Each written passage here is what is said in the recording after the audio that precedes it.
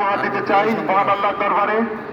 আপনাদের সহযোগিতা একান্তভাবে কামনা করছি। বিশ্ব রেকর্ড করবে আজকে জানাজা। জননেত্রী বেগম খালেদা জিয়ার জানাজা আজকে হচ্ছে।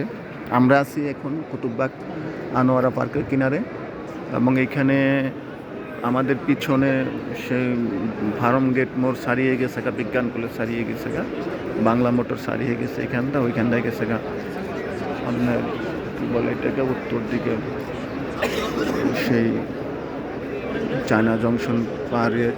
Ladies and gentlemen, the news of the sad demise of the BNP chairperson জানাজাতে এত পরিমাণ লোক হয়েছে, 1 কোটির উপরে লোক হবে ইনশাআল্লাহ। has been broadcast in আমরা পশ্চিম international দিকে হয়ে media. গেছে কলাবাগান, Influential ওদিকে media চলে like গেছে Al শ্যামলী। Jazeera, BBC, এই পরিমাণ CNN, লোক, লোকের Reuters, লোকারণ্য, লোক Associated ধারণের Press, জায়গা AP, নেই। NDTV, and the Times of India has published this story as breaking news. We're expecting some foreign dignitaries here. The Foreign Minister of India, Subramaniam Jaishankar, Foreign Minister of Pakistan, Ishaq Dar, who is also a Deputy Speaker of the Pakistan government.